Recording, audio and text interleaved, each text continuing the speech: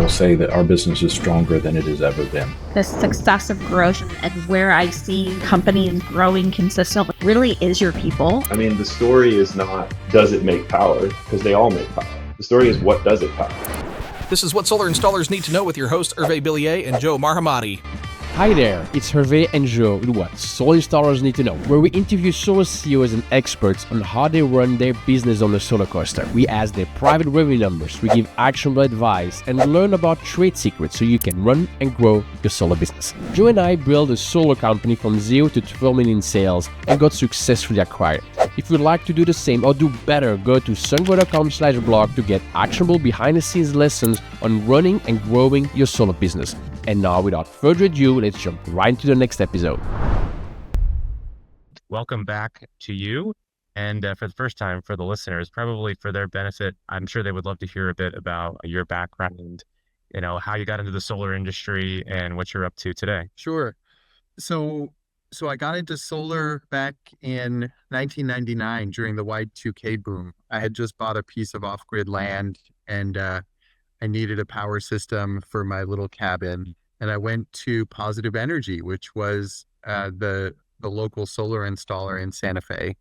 And they're still around. Great company. And they helped me with a power system. I think I had $500 to spend on my first power system. Maybe it was $250. I don't remember. They almost laughed me out of the office when I went in. But then they took pity on me and helped me out with like a used charge controller, a used panel, and a couple of golf cart batteries and a DC light. I think that was my first system.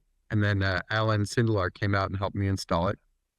And I needed more steady work too. We were about to have our first kid, and I'd been working construction, and it was kind of stop and start. And Y2K meant there were a lot of backup power systems getting installed in the Santa Fe area, especially in the rural areas around Santa Fe. So I stayed really busy and learned a ton working with Positive Energy for about a year. After Y2K, things slowed down and I went to work for our distributor, which was Dankhoff Solar Products. And that's how I got into distribution. And my career has mostly been in distribution. I took a break to start up a couple of companies. I had a mechanical contracting company doing kind of complex radiant heating systems with solar and backup heat. And we're heating not just radiant, but also domestic hot water and often other things, ice melt, pool, spa, etc.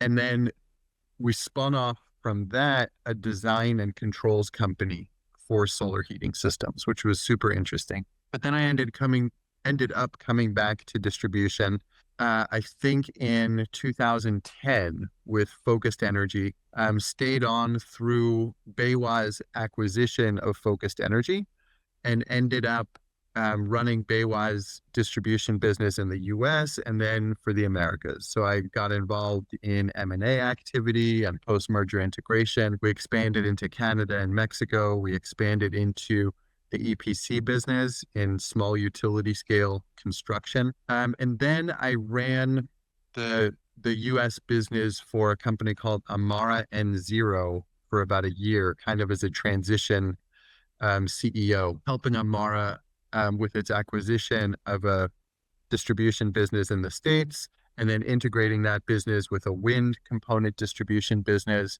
and a services and logistics business. So kind of like building up a corporate structure, hiring the executive team, forming the strategy, et cetera. And before I started at Amara, and then since I left Amara, I've been running a consulting practice called Pebble Tossed Consulting. And in Pebble Tossed, I'm focused on organizational development, not just with renewable energy companies, but in general, working on organizational culture and strategy. And I became really interested in and passionate about those topics back when I was at BayWa, And when I was CEO, there was one point where, you might remember this, Solar City and Sunrun and the other TPO companies had just taken tremendous market share, and distribution looked like it was having a more and more limited role. And we decided at BayWa that meant it was a good time to focus on ourselves and build the most resilient and healthy culture that we could. And that would serve us kind of regardless of what's going on in the market. And that ended up being a fascinating project. And as the company grew, all kinds of new elements became introduced into that. And it wasn't like a project with a beginning and an end. It was just an ongoing, continual improvement and innovation process relating to culture. And I got to apply a lot of frameworks. I got to learn a lot, read a lot, work with some amazing people. And culture fascinates me because it's kind of in this nexus between philosophy and psychology and organizational elements. Like it's kind of making philosophy real in the real world and psychology. And you kind of find out if your philosophy and psychology work, if your organization is successful. So it really put those pieces together for me in a fun way. And when I'm not doing consulting work, there are a couple of things that are keeping me busy. One is the Fools and Sages podcast, where I talk with my old friend and mentor, Brian Lee, about psychology and philosophy. And we try to do that in a really practical way. So we end up using some technical terminology. Lately, it's been hermeneutics and phenomenology and things like that. But the idea is making it about answering the question, how do we live? What do we do? And so that's been fun, right? We want to help describe a model of how the world works and what being a successful human being in that world can look like. And we've had some great guests, mostly philosophy professors, but also some luminaries like Jeffrey Moore, who wrote Crossing the Chasm and has recently gotten into writing about philosophy. He was a surprise guest. I just hit him up on LinkedIn and he said, yes, I couldn't believe it. And we had a great conversation. And then, there's some kind of social topics that are super interesting to me that I'm trying to figure out how to work on more. In particular, the political fragmentation and ideological fragmentation that we see in our country, and I think in Western civilization in general. I think that's related to a 700% rise in anti-Semitism over the last couple of years. And I'm trying to figure out how to put those topics together and work on them more directly also. And I think that all interrelates with organizational culture, philosophy, psychology, all of these pieces somehow cohere. I'm not sure exactly how yet, but we're finding out. So that's me. Sounds like a fun life after BayWa and being at the top of large organizations. When did you realize that culture matters? Is this something that you've always known, or is it something that you learned the hard way through failure? Was it from reading books? Like when did it hit you that this is the core of success? I think when that idea came up, and I think it was around 2011, when Solar City and Sunrun, I think there were a couple of others at the time. I don't remember exactly who, but they were up to like 65% of the residential market, something like that, maybe 70. And distribution didn't serve those companies, or at least not much. So we were just constrained. And when we were talking as a leadership team about what can we do, there were a fair number of ideas about what we could do externally with marketing and our sales approach and our positioning. But we had some strong voices in the organization saying we need to think long term, and we need to look at root causes. Like if we're going to transform in any way, or maybe let's make the distinction between change and transformation. So if we're going to change our activities, that might mean that we also need to transform ourselves. It might mean we need to have different beliefs. It might mean we need to have new perspectives about our challenges and our opportunities. And that means we have to think differently. And I related to that idea, I think because of my own background. I've always been interested in psychology and philosophy. And I like thinking, and I believe that we can always level up our thinking. And when it comes to how organizations function, there's a collective reality. It's not just a bunch of individuals doing things. There's a collective shared understanding, a collective set of beliefs and values that represent a different environment than a bunch of individual things. We're part of a society, we're part of an organization, and that has different meaning than our existence as individuals. And so I don't know if it was an individual moment of realization, but there is definitely a moment when the opportunity opened up to align my strong interest in how human systems work with actually boots on the ground operations. That coalescence was at that moment in the evolution of the industry. What you said reminds me of something my favorite philosopher wrote about recently. If you know Slavoj Žižek, he has a fantastic Substack. If you have a chance to read his Substack, it's really good. And he had a piece a couple of months ago where he was talking about how we are neither particles, individuals, nor are we waves, just kind of one collective consciousness, but we're sort of this quantum thing in between. Just sort of what I hear you saying is that we're not just all a bunch of individual particles existing in this organization, bouncing off one another. We're also not one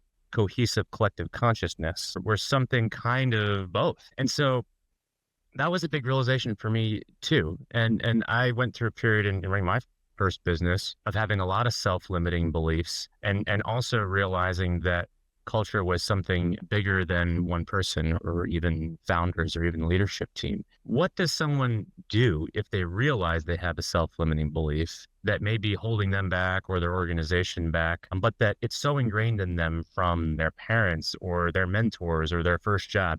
Here's one that comes to mind. A self-limiting belief like everyone should listen to me because I know everything. There are definitely some executives like that. And there was a time where, maybe I was a little bit like that and learned like, oh, this isn't helpful. And so when someone recognizes like, hey, this isn't working, and maybe it's because of something I believe, how can they shift? I want to react to a couple of things that you said.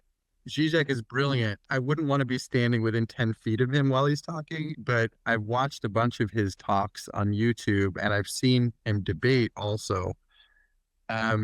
He's a fun thinker. I think he's wrong in the end about what political and economic systems we should be gravitating toward, but he's way smarter than I am. So I do enjoy listening to him. The example that you gave about recognizing that we have a self-limiting belief isn't really the problem. When we recognize we have a self-limiting belief, we've basically won. We still have to do the work of catching ourselves being ourselves, as my friend Hirsch Wilson likes to say. If we think that everyone should listen to us because we're always right, and we recognize that's kind of how we're going about our lives, then we just have to notice when we're doing that so that we can have a choice. The problem happens when we don't recognize we have a self-limiting belief.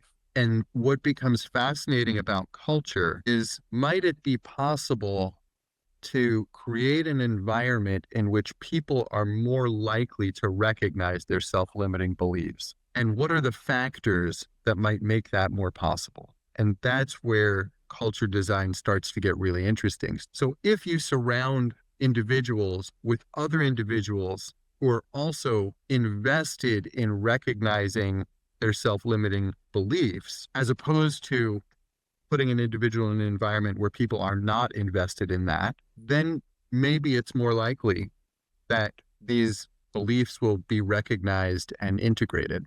And there's kind of a tension between the safety that we need to create in order for people to be willing to be vulnerable enough to recognize their self-limiting beliefs, and that they're challenged. So there are ideas in business literature like constructive conflict that imply that there are ways in which we can disagree that help us surface the biases and assumptions and judgments that we might have that get in the way of us having a more coherent perspective of whatever the challenge or opportunity is that we're facing.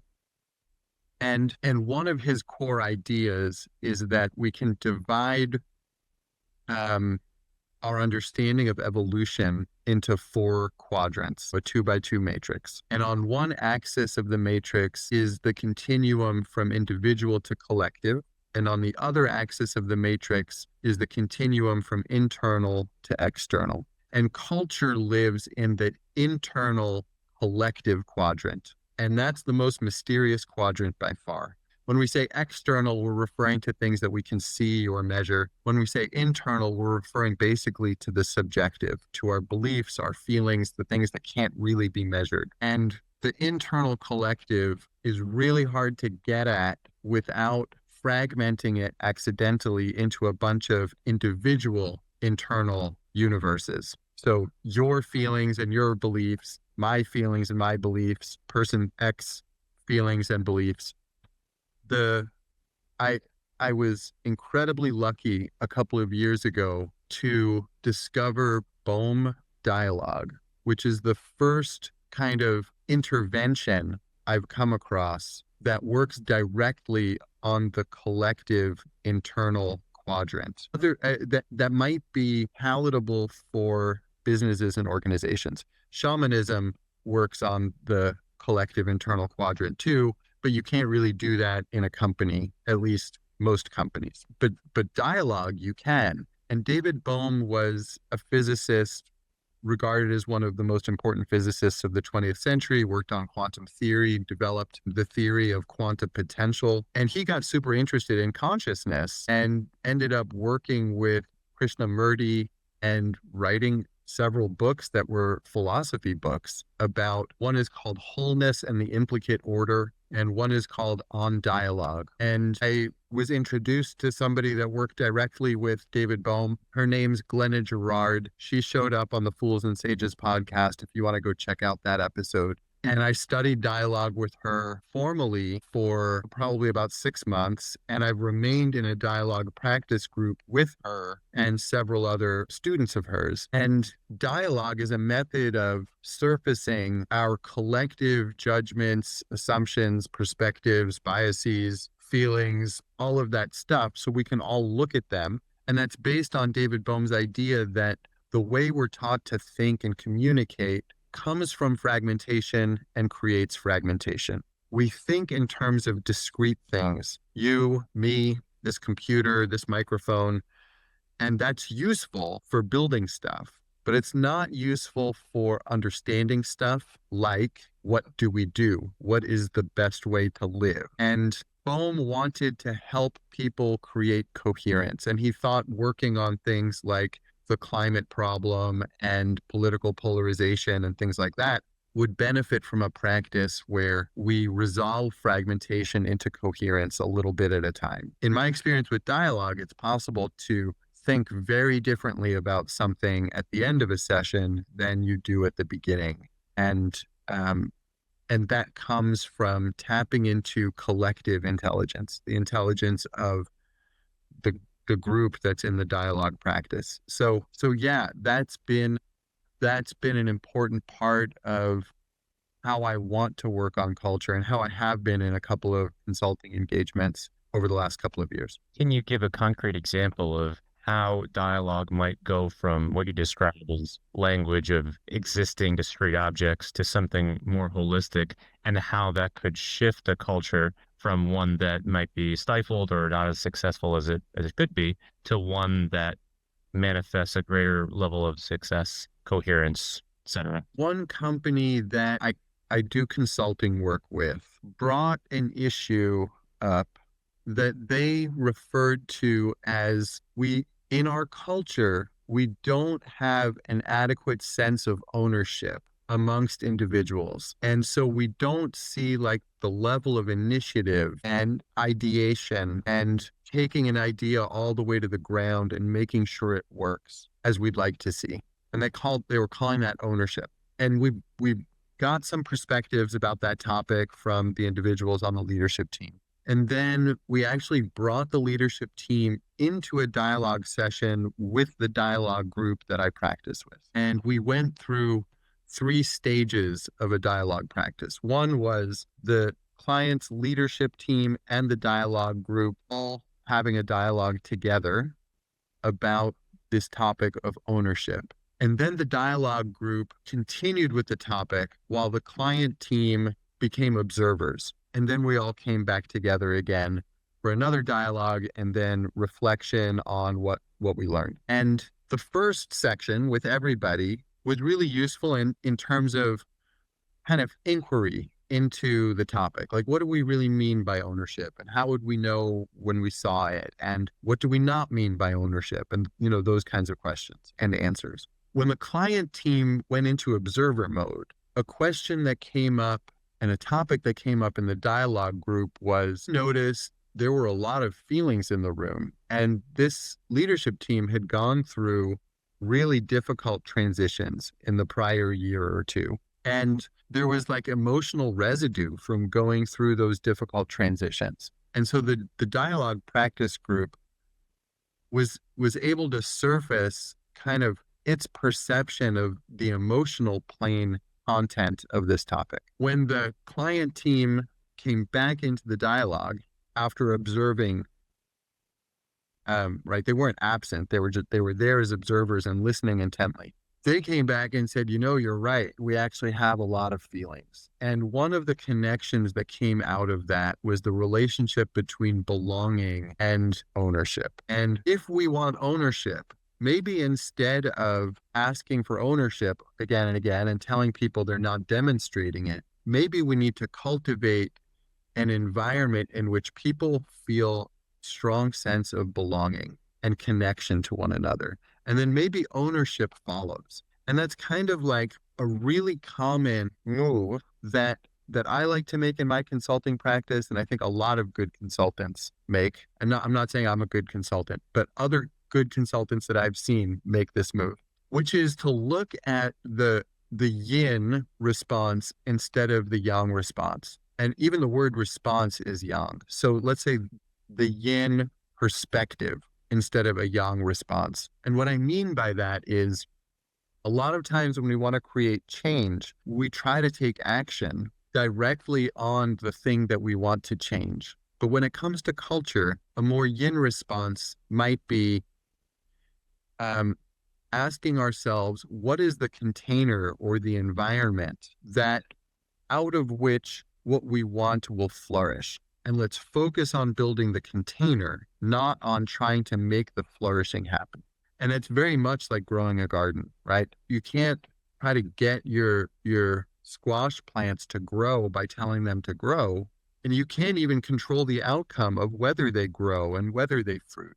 But you can contribute by having good soil and having good sun and watering at the right times and adding nutrients and harvesting and, tending and weeding and all the stuff, right? You can work on the container and on the environment so that the probability of a good outcome is enhanced. And so when it comes to culture, I kind of threw everything out the window except for what does a healthy culture look like? What is the health? How do we cultivate a grow bed for our culture that's going to have the highest probability of yielding the best fruits and vegetables for ourselves, for our clients, for our suppliers, for our communities, for our society, whatever that looks like.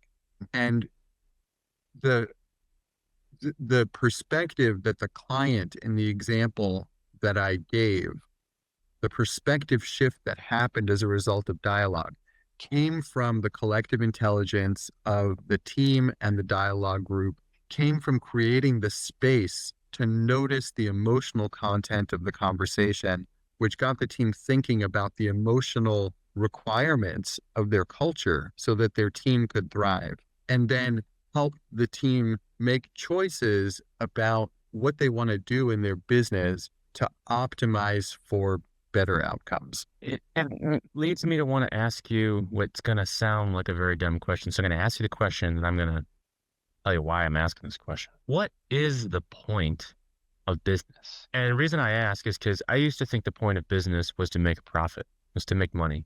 Maybe when I was at a slightly lower level of consciousness.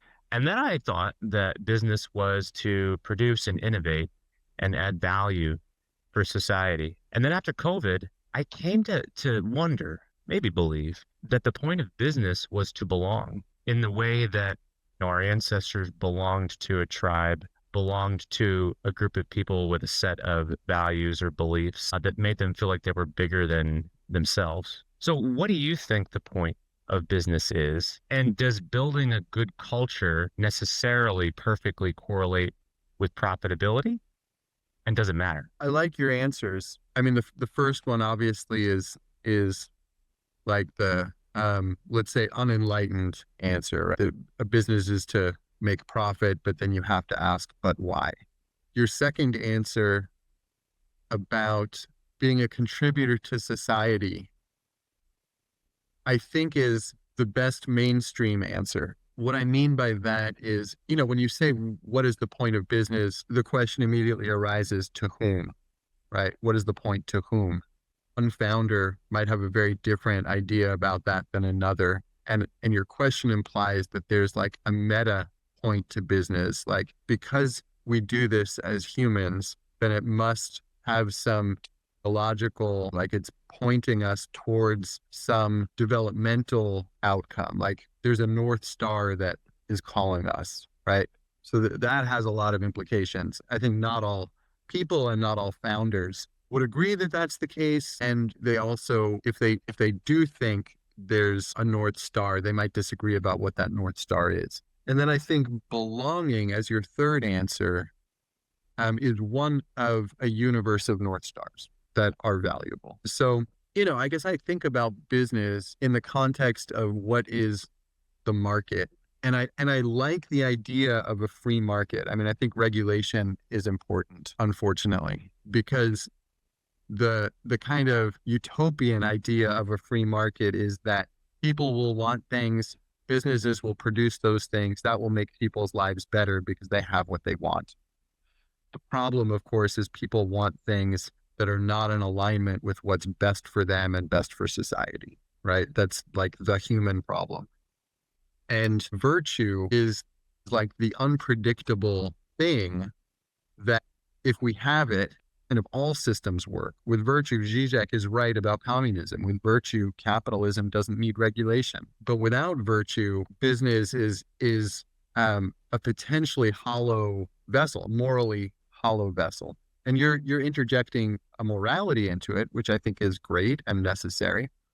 And I think virtue can look like a lot of different things. I think creating belonging is high up there. Once belonging exists, there's yet new potential, right? There's potential for, let's say, for example, self-actualization, right? So for the individuals and groups that a business touches internally and externally, right? Its own people and teams and the communities that it serves and the communities in which it exists and all of those things benefit from everybody involved becoming more whole versions of themselves. And it kind of goes back to your earlier question about self-limiting beliefs. Like a lot of the work that we're doing here as human beings is recognizing our self-limiting beliefs and integrating them so they don't govern our choices. That in the phrase less limiting beliefs, there's the implication that, well, if we didn't have them, we would be less limited and we could do more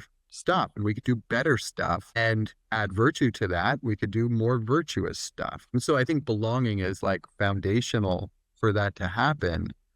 And in my examples earlier about what healthy culture fundamentally means, I think an environment in which people self-actualize is a great North Star. And the assumption in there is that the more people self-actualize, the more open-minded and therefore innovative and creative and effective they are, which means the organization that they're part of might be more adaptable, more resilient, more creative, more able to define and meet its goals successfully.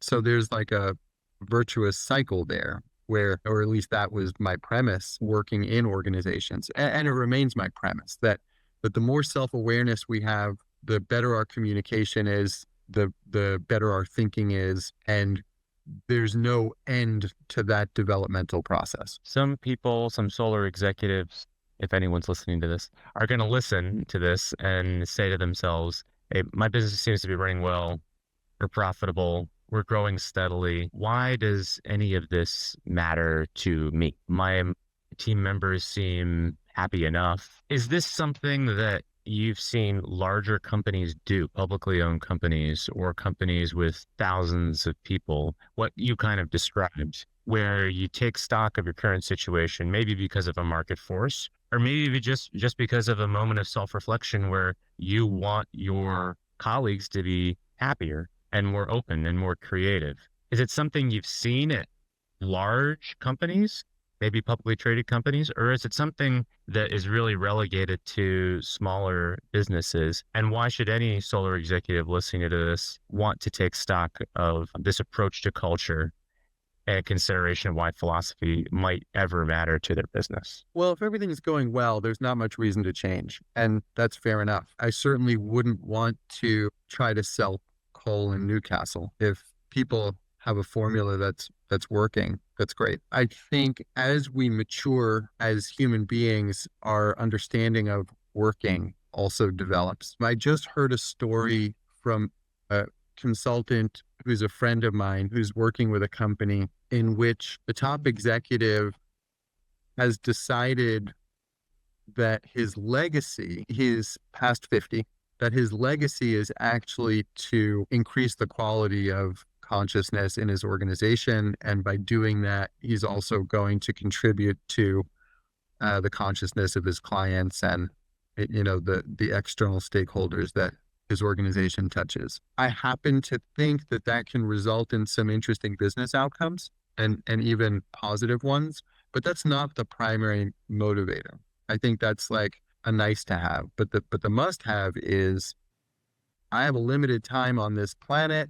I want to make a difference. Basically, it's the same thing David Bohm was saying, that I want to create more coherence. I want society to be better at understanding and solving its problems. And that starts with me. And I have influence in this organization, so that's where it starts. I don't know about culture in big publicly traded companies because I think what we read in business books is often idealized. But I do know that there are some really interesting approaches to organizational design in good-sized companies, with thousands of employees. And one that I'm thinking of is the Morningstar Corporation, which is a tomato processing company that I believe is headquartered in California. And they're famous for being self-managed. Their founder, from the very beginning, developed a sort of charter that laid out how the company can do everything it needs to do without formal hierarchy. So for example, one thing that I think they do at Morningstar, I've read about a few self-managed companies, so I might be getting them confused, but setting your own salary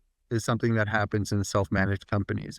But you do that in front of a committee of your peers. So there's transparency around it. And you justify what your salary should be. Hiring and firing happens through committees of peers. There's hierarchy within projects, but not within an org chart. So somebody has to be responsible for getting something across the finish line, and they get to make decisions about that. But that doesn't mean that they are also responsible for hiring and firing the other people involved in that project. So by kind of creating organizational structures that are peer-led, they've stepped out of hierarchy. And I don't know how much they would share my perspective on the relationship between healthy culture, self-actualization, and being virtuous, benefiting society. But I assume that they have some reasons that are in the realm of morality for experimenting in this way. And I think, if I remember correctly, it's that people feel they belong, they have a sense of ownership, they take more initiative, they're more creative, they're more collaborative when they work in a self-governed system. And I think that there are ideas like the book Small is Beautiful talks about how these kinds of structures have limitations of scale, and that our cities are too big, our organizations are too big, our institutions are too big. And that contributes to bureaucratic drift, scope drift, a tendency towards the consciousness of the lowest common denominator in the institution. And yeah, there are just some issues of scale that seem to be a factor here that might preclude organizations of 100,000 people being able to do that kind of work. Another self-managed company is Semco, which is a I believe it's a Brazilian energy company, Steam, the gaming platform, or maybe the company is Valve and the platform is Steam, or the other way around, but they have like this 50-page charter, like employee handbook, that says how we operate without hierarchical structure.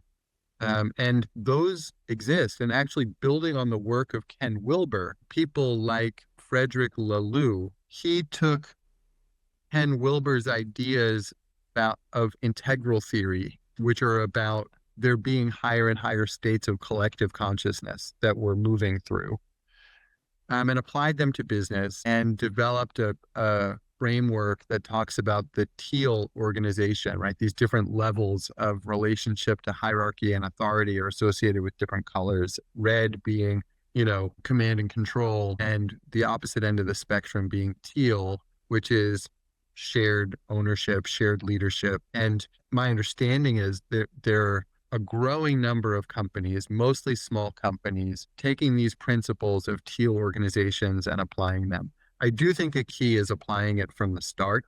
I think it's really hard to back into a non-hierarchical structure after you have hierarchy in place. I don't think it's impossible, but I think it's harder. So I think that the best chances reside with founders who have this kind of mindset from the beginning. Companies with thousands of people are doing this and winning. As far as I know, Morningstar and Semco and some of these other companies are very successful market leaders. How do you think about ego? What is a healthy ego?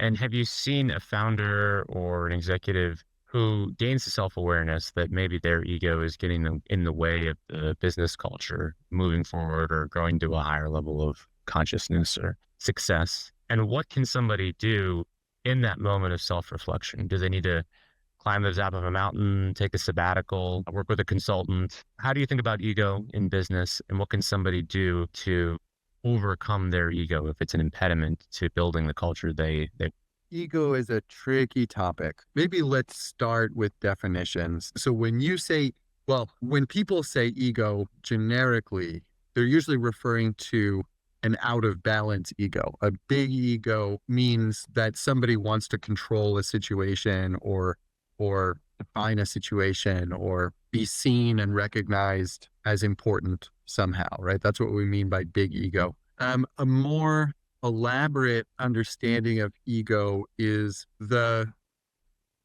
sum of our defense mechanisms and narratives that help us make sense of the world. And in that sense, an ego is extremely necessary. Being without ego or experiencing what people call ego death is a state of union with everything. And if somebody can remain in that state, they are not in business anymore. They're in a transcendental place, which is great for them, but not really what we're talking about. So when we say healthy ego, I think what we mean is that the beliefs and narratives and defense mechanisms that we have are continually becoming more conscious to us, and that we're able to evaluate them and update them so that they're more an accurate reflection of the universe. And they will never be a fully accurate reflection, right? Our worldview will never be complete, but we can be continually updating it and informing it with other perspectives. And if we do that well, it becomes more useful, more resilient. We become more virtuous, more happy, more compassionate, more balanced, less prone to acting on our compulsions, and more prone to making thoughtful, mindful choices that account for more complexity. And so let's say ego is not a bad thing, and a healthy ego is in a mode of continual updating. And so to your question about what does somebody do when they kind of bump up against limitations, I mean, climbing a mountain and taking a sabbatical and talking to a consultant or a coach or a therapist are all useful. But the reason they're useful is because they're interventions. They're disruptions of the norm. And I think the universe does a pretty good job of disrupting us. But if we're somehow immune to the slings and arrows and we need more disruption, or maybe this is more the case, the universe is disrupting us and our ego structures no longer serve And so we need to process that, and we need other people and other experiences to help us understand that. That's where climbing a mountain and taking a sabbatical and talking to a coach or a consultant or a therapist or whatever help us make sense in new ways. And I think for a lot of people, that's like a lifetime process. I've heard people say, I've integrated all my shadow stuff. I'm not really doing development work anymore. And I don't have any reason to not believe them, except that that's not my experience. And I have some heavy trauma in my background. So maybe I have to do more of this than other people. I don't know. Or maybe my karma is just that I'm on this path of continual development and assume that I will be for the remainder of my life. And maybe other people just aren't, and that's okay. But I think that I'm better for it. And I think that a lot of people that I see who relate to development as a continual process make better and better choices about their lives when it comes to their relationship to meaning. And they find ways to build life structures that are more and more meaningful to them and meaningful to the people, and I want to say like groups and communities, but also environments that surround them. There a great summary of recently called the Denial of Death, which is a thesis, as I understand it, that we are meaning-making creatures that need to make sense of our lives. I think it was written by a Holocaust survivor. And it makes me wonder if we're better off for being meaning-making machines. And so when you talk about Wilbur and the higher levels of consciousness, do you think that is a kind of God? Is that a kind of teleology? Is it intentional? Is it helpful to us? Or would we all be better off as dogs who don't have to make sense of anything? I heard in a sermon recently a retelling of a debate that's documented in the Talmud, which is kind of like the Jewish book of moral debate. And the debate, I think the sermon was by a rabbi, and I think he said it went on for like 40 years. The topic was, are we better off for being alive, being conscious? Are we better off for being here? And the answer after 40 years of debate was, it would be easier if we weren't. It would. But since we're here, right? And I think that's right on. And it kind of, it reminds me of there's kind of like this duality that we experience around the pain and tragedy of life. And you said this was written by a Holocaust survivor. Well, who would know better how painful and tragic life is? And yet, what a miracle it is to be alive every day and have this outrageous experience of reality. Like, who would have predicted? I saw something, there was a mathematician who calculated the probability of this universe existing as something like 1 in 10 to the 10203 place, or something like that, exponent. So like an incredibly infinitesimal chance that this universe could even exist. And here we are getting to experience it, right? With all of its pain and suffering and tragedy and attachment and all of our human frailty and all of the mistakes that we make and all of the ways we get in our way and hurt each other and hurt ourselves. It's overwhelming. And yet, since we're here, what does making the best of it look like becomes a really important question. And I think teleology kind of comes out of that question. Like, since we're here, what are we going to do? And because human beings, generation after generation, ask that question, that implies to me that there's an overarching trajectory. Because there's development in technology and because there's development in philosophy and in our understanding of the world, I tend to think that there's some trajectory to that's going someplace. And I tend to think that's going to a place of integration, that as we continually become aware of our ego structures and how they get in our way so that we can update them, that continual updating brings us closer and closer and closer, never all the way to, but closer and closer to an understanding of what's really going on here and who we really are and what a miracle this actually is.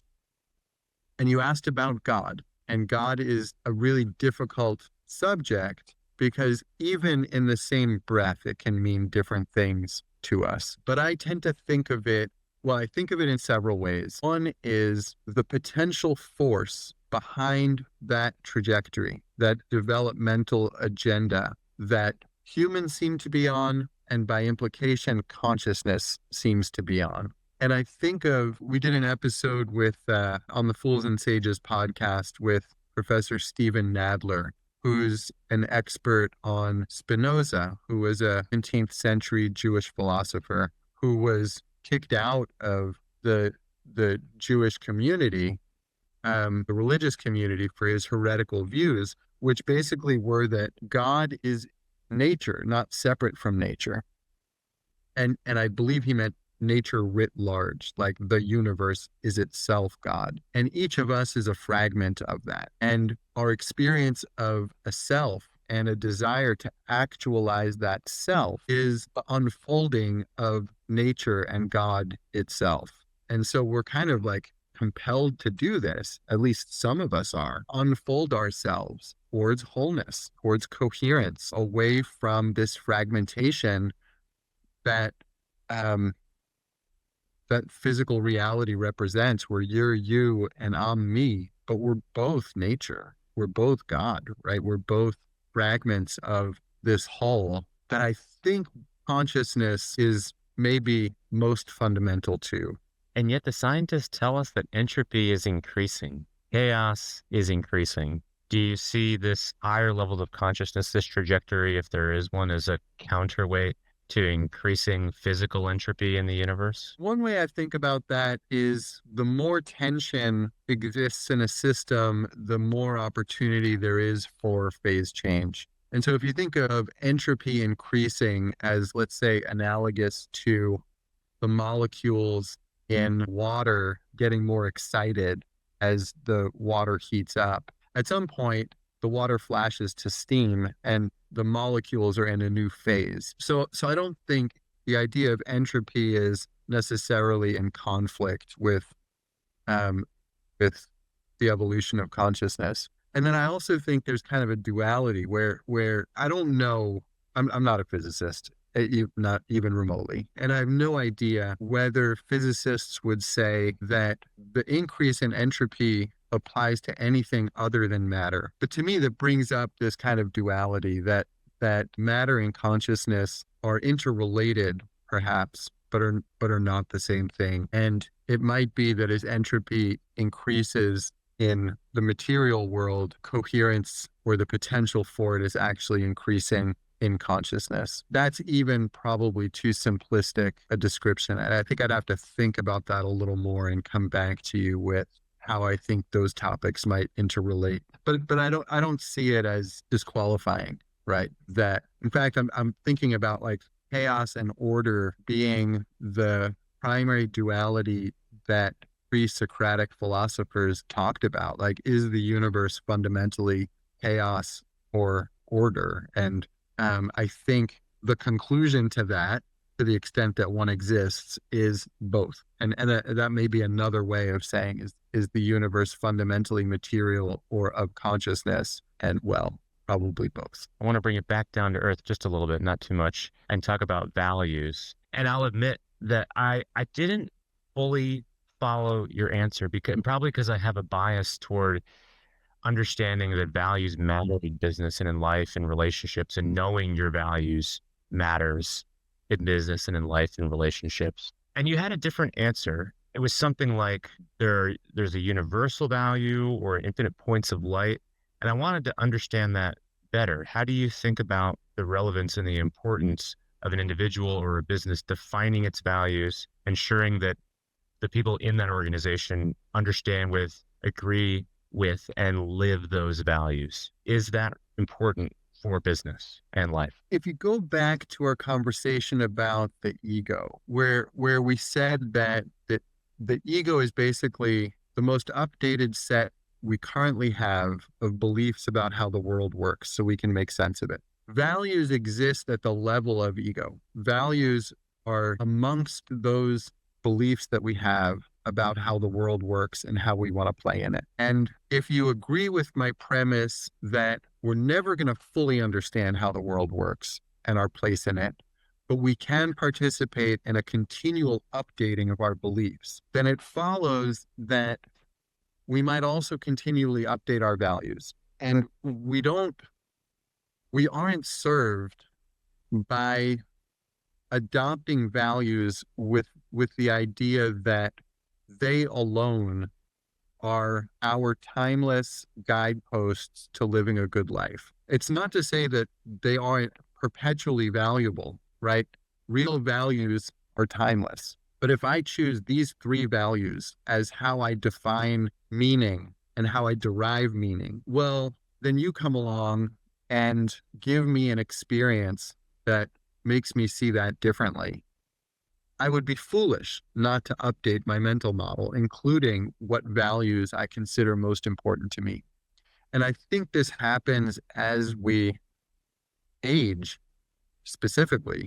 So for example, at 50-ish years old, we have a consistent experience that we call the midlife transition, or in some cases, the midlife crisis. It's well documented. I think that very generically, what's happening there is we realize we passed the halfway mark and we ask ourselves, what's really important? And we might realize that a lot of the things we've been investing a lot of time in have not checked that box. And we might react by doubling down on those things because it's too scary to try to change lanes. Or we might react by having a second career and transitioning, say, from corporate life to working in nonprofits on the topics that really matter to us most, let's say, hypothetically. So it's not that I think values aren't important, but I think all of the values, however you describe that set, can all be seen as the names of God or the faces of God, and all represent fragmentation when value itself might represent the whole. Right? You can take something like we were talking about earlier, virtue. I think I said something along the lines of, with virtue, communism works, capitalism works, everything works if people are virtuous. But you can break virtue down into a lot of other words, right? It can be compassion, it can be hard work, it can be caring for the less fortunate, whatever. And you can call any of those fragments of virtue your values. Or if your mental model gets updated and you think virtue comprises all of these other valuable things, you might say virtue is my value. And then you might realize that virtue is a component in coherence. And then you would say coherence is my value. And then you realize 20 years later, that coherence is really a component of merging, and you decide merging is my value, whatever, right? At some point, it's whatever. Like, they're all good words. They're all good things. By all means, talk about them, explore them, but don't be too attached to the specific words because they're all fragments of the good, right? What Plato called the good. And the benefits to an organization of naming values become eroded by the organization's subsequent closed-mindedness and attachment around those values. Like, they're only as good as the point in time in which they serve us, and have to be open-minded. I think that's what I was saying, that like, at least in the US company, we defined core values, and then and they were good. They were like honesty and integrity and good stuff, reliability, quality. And then we threw them all out and said, fundamentally, we want health. And we're calling that the sum of these values and the other good ones. And we're going to develop our culture to be as healthy as possible. And we're going to be willing to update our understanding of health as new awareness becomes available to us. I don't know what AY is doing today, but I thought that was a really useful move for us because it helped people stop focusing on these words that are hanging on the boardroom wall and got them thinking more about what health means to them. When they wake up in the morning, how they approach the integration of their work life and their personal life and the choices that they make and how they relate to their team and their customers, all from a perspective of health, meaning physical health, emotional health, spiritual health, intellectual health. My colleague and friend Jody White ran a program in Bewa called Learning is Fun. That was a great contributor to our culture of health. And sometimes it was like a weekly meeting that was totally voluntary. And sometimes it was discussing topics that were closely related to what was going on in the business. But at one point, we did a debate, and there were several sessions, and there were people that took opposing positions on a topic and debated. And all of that practice was to make real our awareness of fallacies and cognitive bias, because the quality of an argument depends on the ability to recognize and remove all of the cognitive fallacies that might creep in there. And the fallacies are the result of lower quality thinking that we have. So just to give people an example, in case they're not familiar with cognitive biases, when we're arguing with somebody, we have a temptation to make what's called a straw man of our opponent's argument. And a straw man means we make the weakest version of their argument that we can so that we can dismantle it. And instead, a good argument steel mans our opponent's argument, helps their argument be as strong as possible so that when we counter it, we're really engaging with the fundamental merit of that argument, not a straw man of, that we make of it. So we did that. And what we found is that it contributed directly to the quality of decisions that people were making in the organization, because they were thinking about, differentiating their assumptions from the facts. They were thinking about whether the scenarios that they envisioned resulting from their decisions were thoroughly thought about. They looked at whether they were approaching risk in these decisions more rationally as opposed to emotionally. All of those things emerged from driving up the quality of our thinking through debate. That came out of health as our unifying core value. And I didn't miss talking about honesty and integrity and all those other things as our core values. They're still good things, but I felt like we didn't need it anymore. It's obvious. Of course, we're going to be honest. This is a healthy organization. What else are we going to do? Maria Kingery refers to those as table stakes, which I think is true, that sometimes we make our core values nebulous concepts that we ought to all believe to be in relationship in the first place. And I think you're right. And sometimes they do become a poster on a wall rather than something that informs our behavior. But when you're making a change like that, whether it's culture or core values, and you've got an organization of hundreds or maybe thousands of people, how do you go about even beginning to do that? And how do you do that in a way that makes people feel like they were part of the decision and not just being told one day when they get up, they get an email saying, hey, our core values changed. And I'm asking with genuine curiosity because I haven't seen that really firsthand, certainly at a private organization. Well, I think the part of your question that is, how do you make people feel ... has some clues. You can't make people feel anything. And if you want them to have had the experience of being part of the decision, they have to be part of the decision. That doesn't mean the decision is going to be a consensus-based decision or they're going to vote or anything like that. But if you want people to feel like they were involved, you actually have to involve them. And I think the low watermark for that is just getting input.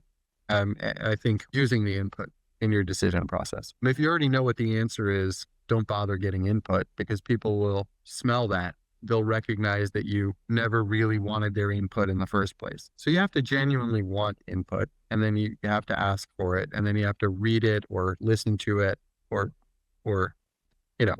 take it in. Then you have to think about it and maybe talk to them about it. And the input that might be surprising, you need to dig into. You really have to have a real process there. Obviously, sending an email saying we changed our core values is, people might be fine with it, but that doesn't mean they're going to feel involved. And not everybody needs to feel involved in everything. They might need to have some sense of belonging, which will vary from person to person. But belonging doesn't mean involved in the decision nor involved in the execution. That also varies. So I don't think everybody has to be a key stakeholder in everything in order for there to be cultural integrity. Or by integrity, I mean like we're all reading off the same page. But if you've got 5,000 people in an organization, is it just a matter of genuinely and sincerely asking for feedback about what they think the core values ought to be or what the core value ought to be?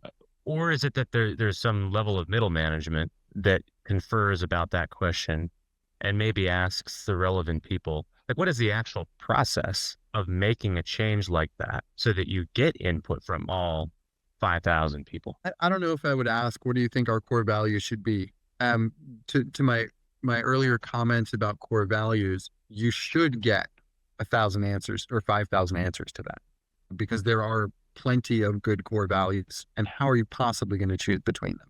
You know, if you're kind of putting that out to everybody. But you might ask, who are we really? And you might get some interesting answers to that make you think differently about that. And then middle managers are not a proxy for individual contributors. I would not assume that middle manager will tell you what the sum of their direct reports would have told you. There's no reason to believe that. And you can design a process in any number of ways, but if you want input from representatives across the organization, then you might have some individual contributors and some managers and some directors and some, every level of the organization contributing, or you might have everybody in the organization contributing and come up with a way to process that information. You might have a series of dialogue sessions that bring different stakeholders together. So I think it might be an interesting experiment to take, let's say 5 individual contributors, 2 managers, and a director, and do a dialogue session with them, and then duplicate that with different people representing different levels of organizational hierarchy, and duplicate it again. And as a CEO, I would want to observe, not participate. And I would want to create a context in which my authority as CEO is left at the door. So me observing is not as an evaluator, but as a listener. And I would want to have already created the culture so that the people participating in the dialogue with me as an observer and not an authority figure would trust that I'm not there evaluating them, right? Like that's the real culture. It brings to mind a question I've been wrestling with the last month, which is thinking versus feeling and analysis versus intuition. It seems like a lot of the civilization we've built and business culture we've built and institutions we've built have been built on reason and thought and hierarchy and rules-based order. And that there's been a kind of movement maybe against that or counterbalancing that in favor of feeling, intuition, collaboration. Do you sense that? And is that either good or bad? And how do you think about balancing thinking versus feeling, analysis versus intuition? I think that's totally right. And I think it's totally good, but it's not the end of the story. I think that rationalism and materialism and a belief in the possibility that we can think our way through everything did a lot of great things for us, or continues to do a lot of great things for us, and also divorced us from the rest of reality that is not rational. Then along came, so call that modernism. And then along came postmodernism and said, well, what underlies all of this so-called rationality is a belief in power or a desire for power. And so really all of these rational things that we're doing are only rational superficially, but serve the movement of power, the holding of power, the expansion of power, the taking of power from one party to another. And that's valuable in that it made us more aware of the role that the rest of consciousness plays in the rational. I think it's a mistake to think of it as just power, but that how we use rational information is not necessarily a rational process. It also made us more aware of how different perspectives can be useful and relevant in ways that a rational worldview figure out which is right. And the baby went out with the bathwater, as far as I can tell, with postmodernism, because rationalism is not inherently bad. It does not solely serve power. hierarchy is important and exists in the natural world, including in the subjective world. Some ideas are better than others. I think what's happening next is an integration of the modern and postmodern, or you can call it thinking and feeling. Postmodern is not just feeling, it's got some other components to it. It's maybe, let's say, sensing, or I think of feelings as emotions, but it's not just emotions. And I think that integration is an opportunity for the intellectual realm to get reunited with the psychological realm, the spiritual realm, the emotional realm, the physical realm even, so that we approach problems and opportunities with all of our faculties online, or at least more than they have been in the past. So in dialogue, the example that we talked about earlier, first, we had all this conversation about what does ownership really mean and what does it look like. That was a pretty rational approach. And then what came out was about people's desire or need to have a sense of belonging in order for ownership to manifest. And that was very much at the emotional level, and maybe also had components at the spiritual level. And so with a tool like dialogue, by slowing down our processing, we can access more of the ways in which we make sense.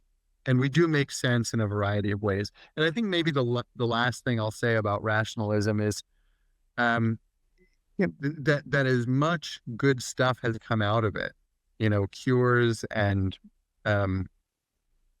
bridges and self-driving cars and AI and you name it. Quantum computing, which I have no idea what that is. Nuclear fusion is showing more promise. So, I mean, rationalism obviously has done incredible things for the quality of life globally. We've lost community, and we've lost rates of depression and obesity are incredibly high in the Western world, and ideological fragmentation and polarization is incredibly high. Some of us live in areas where we don't know our neighbors, and there's strip malls everywhere with chain restaurants that have poor quality food in them. I mean, on and on, right? That's the world that we've built with all this rationality. Why? Right? Well, I think part of why is because we don't know everything we think we know. The way we have tried to understand how nature works, by definition, requires us to take small samples of nature and analyze them. But nature is a living system. All of nature is a living system. And so whenever we look at a limited piece of it, we're risking missing the forest for the trees.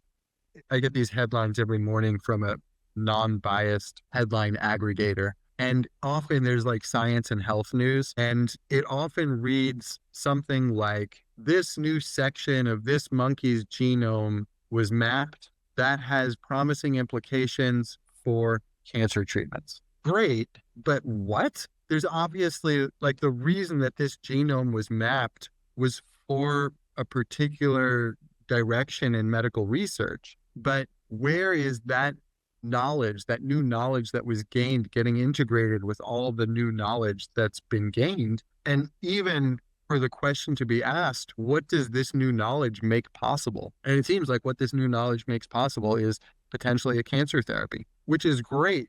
But I imagine there's a million things this knowledge makes possible. But we're thinking about it as cause effect instead of in a web of interconnected ness. And that's not bad. It's necessary. We have to think in this fragmented way. That's what human beings do. I want us to add more of the whole as context for that, so that when we're making choices that seem like cause effect choices, we do it with more context and greater understanding, and ideally greater shared understanding, so that we can even be aligned in how we're making choices. You said want, and you said that I think, hope there's an integration of modernism and postmodernism, or thinking and feeling and rationalism and whatever you want to call the complement to that.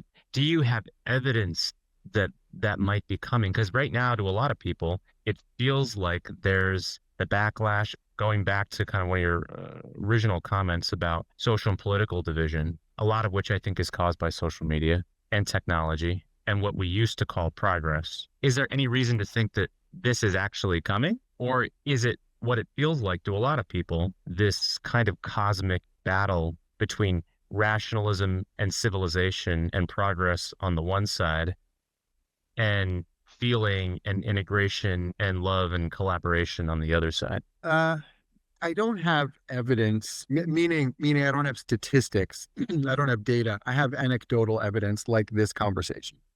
There are a lot of people having this conversation or a version of it right now. I suspect it's more than 50 years ago.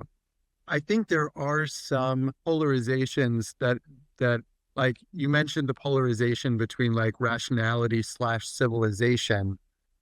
And I assume love and compassion were the slashes with disorder, right? Or not civilization. And I don't think that polarity is necessarily sustainable. I think plenty of the people who promote rationalism as how to make progress and define progress in terms of rational outcomes go home to their families and find meaning in plenty of ways that are not rational. So I think that conflict, if it is a conflict, is within each of us. And that's why it gets projected and manifests at a societal level. And I don't agree that social media creates polarization. I think that social media is also a projection and then a reflection back of polarization that exists in each of us and between us. And so it amplifies it, but it's not the source. And so I do think the evolution of human consciousness has a trajectory. I think Ken Wilber is right that in each phase in the evolution of human consciousness, there's a reaction to the prior phase and then an integration of those together.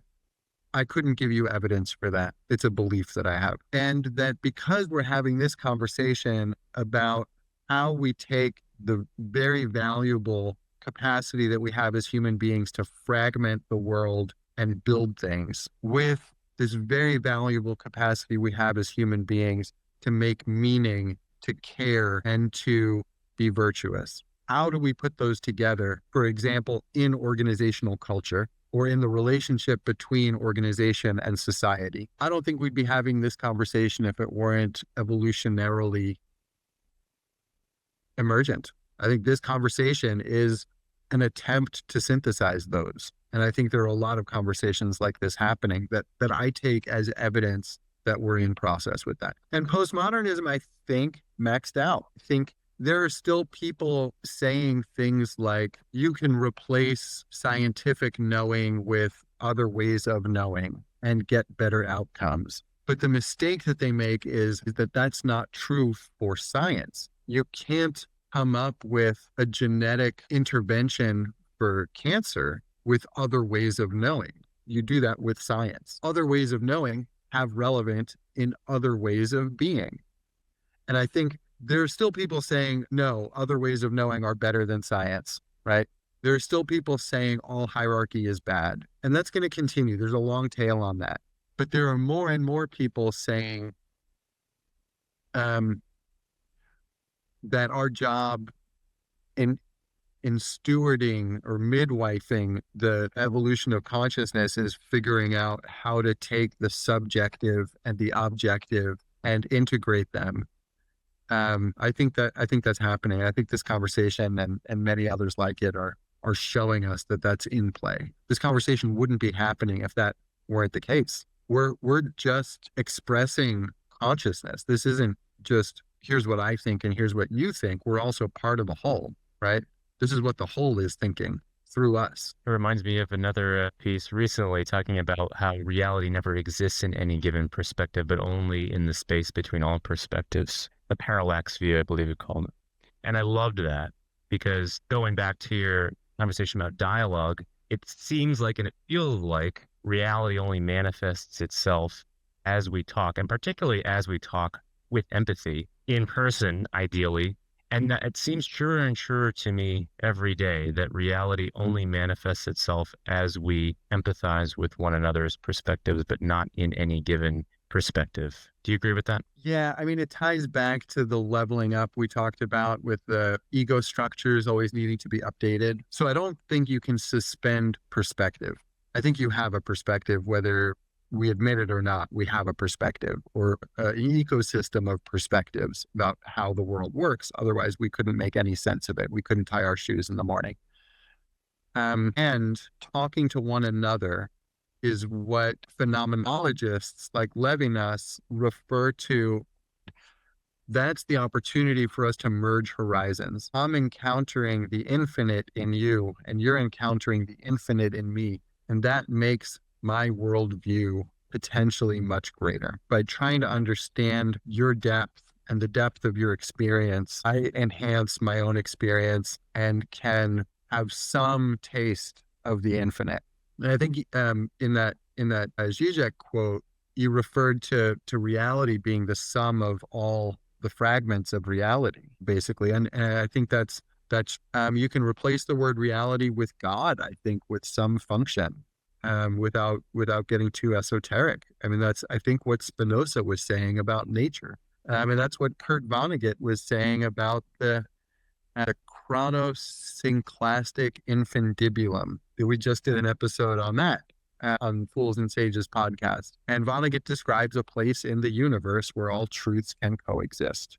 And the anti-postmodernists will hate that quote because they will think it implies that there is no hierarchy amongst truths, but there is. So I'm going to ask you one more question and then the last question. What is sophistry then, if not part of what you're describing? There's a lot of the anti-postmodernists would call postmodernism just a rehash of sophistry. So what is sophistry to you, if not that? How are you using sophistry? Just in terms of like deceiving ourselves? Delusion, circular beliefs, sort of the idea that language and reason and logic are not the be all end all.